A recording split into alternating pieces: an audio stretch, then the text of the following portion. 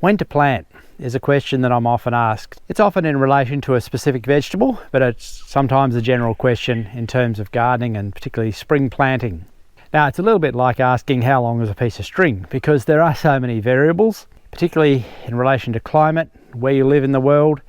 Often your microclimate in terms of your own home can make a difference, and also in relation to the specific vegetable that you're planting. Each has its own time. Of course, choosing the right time is really important, because getting the time right can make the difference between success and failure.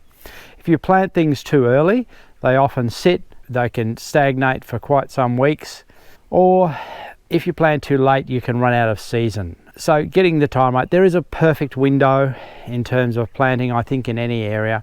Sometimes it's quite a large window, and others it's quite small.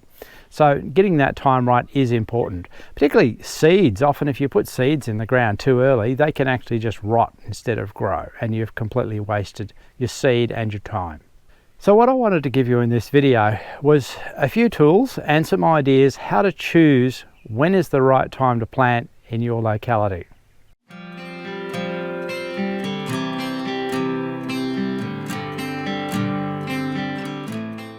The first advice that I can give is ask your neighbour.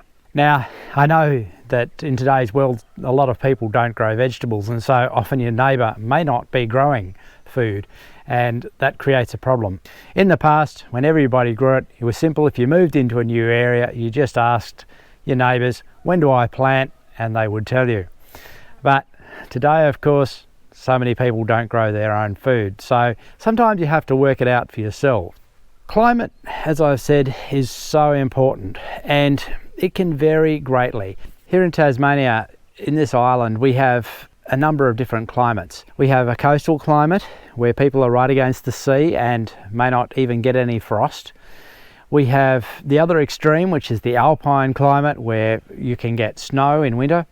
And in between that, we have what covers probably the bulk of the island, which is inland, a little bit even from the sea. It's still, once you rise up into a little bit of highlands, you can get quite a bit of wind that is cool coming across the island. Now, if you're in the forest like I am and more sheltered, it creates another difference. So each one of these areas has its own climate. If I asked somebody down by the sea when they plant and followed their guide, I would probably get into some trouble, because their planting would be quite a lot earlier than mine. I had a friend that lived down by the sea. He would plant his tomatoes at the beginning of September, very early spring, the very beginning of spring here in Tassie. I plant mine at the end of October, which is late spring. And if I planted mine in September, I would get a frost which would kill them. So this is where I say you really need very local advice. Otherwise, you've got to work it out for yourself.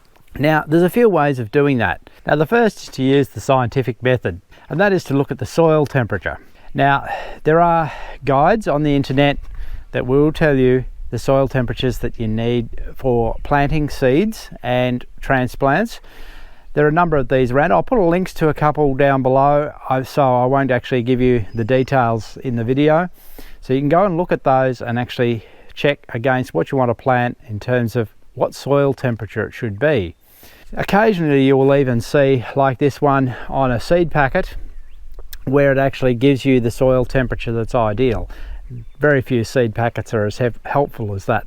To measure the soil temperature, you're going to need a probe thermometer, something like this, that you can actually put into the soil and measure that temperature. You want to measure it in the morning before the sun has got on it, so that it hasn't been particularly heated by the sun. You're actually getting the true temperature of the soil.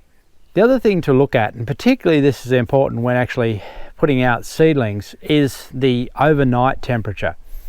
If the plants that you're planting out are frost sensitive, you need to make sure that you have no chance of frost coming.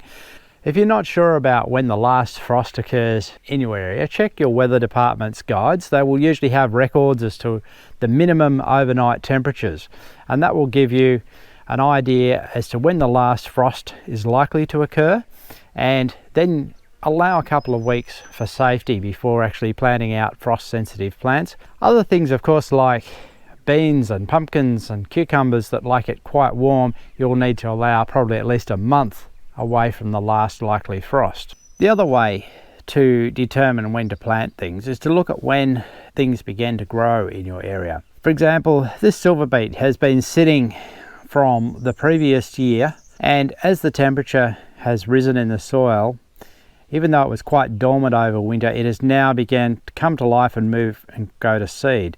Now, as soon as it began to grow, it told me that it was the right time for me to actually start planting my silver beet seeds. An example again is these tomatoes, that I see the tomato seeds naturally germinating out of the soil where they've fallen into the soil and sat there all winter. And when they start to grow, it tells me it's a safe time to go and plant some tomato seed. Here again is a volunteer. It's a pumpkin which has started to germinate all on its own out of the soil, and the fact that it's germinated tells me that it is a good time again for me to come and plant my pumpkins, because the seed itself is the best guide to the soil conditions. I recently heard a presenter on a popular TV program here in Australia say that when seedlings were available, purchased from nurseries, etc., that it was about the right time to plant. Well, I'd have to really emphasize the about, because as I was saying before, it's again very much dependent on your local conditions. Stores bring them out based on probably the earliest conditions, and people that are much later really should wait. So what do? They're available in the stores and there might be sales on, and you want to buy some seedlings, but you know that you can't put them out and you're going to have to wait 4-6 weeks before it's safe to put them out. What do? Well, what I do is actually to buy them, get them at that best price when they're small seedlings, and then to pot them on, and that allows them to grow. You can then, if you have a greenhouse, you can grow them in a greenhouse. The result is that after about 4 weeks, you're going to have, instead of a couple of punnets of small seedlings, you're going to have nice big plants like this ready to go out. Now, if they've been inside, it is advisable to harden them off for a few days, depending on your conditions. I think if you wait a little bit longer until it's warmer, they will continue to grow well, and I've successfully just put them outside and not harden them off, and they do just fine. Picking those right conditions is the key, waiting till it is warm enough. I think it's always better to plant 2 weeks later than 2 weeks earlier. 2 weeks too early is really a problem, and the plant will stagnate and it really impedes its development. The plant that is put out a little bit later will often overtake the earlier plant and give you fruit sooner and be a healthier plant in the long term. The final factor to consider is the actual weather at the end of time in terms of rainfall. If you put out plants, particularly seedlings, this is the case, but also when you're planting seeds, that if you can put them out when there is some rain coming, 1 or 2 days, some nice light rain that's going to really moisten the soil and ensure that those seeds get good moisture to germinate. And then it's going to be followed by a few days of nice warm sunshine. You'll get the optimum growth. Now, a lot of people like to plant by the moon and believe that following lunar cycles will actually enhance germination, and I believe there has been some tests and say that yes, there is a small advantage in doing that. My observation of the moon in relation to weather and growing is that there are rainfall cycles that will follow the moon. There's a number of various cycles that can occur. One common one is that the rain will space out at around about a week apart, and this is following the lunar cycle.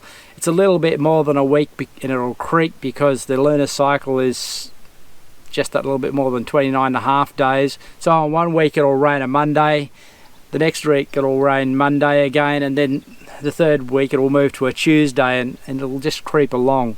This is a cycle that's related to the moon, and if you can identify this and see this happening, you can use it to your advantage and plant accordingly your seeds or seedlings will get watered. Seedlings love getting that day of shade and the opportunity to settle in before the hot sun. And when the sun does come, everything will jump out of the ground and really grow well.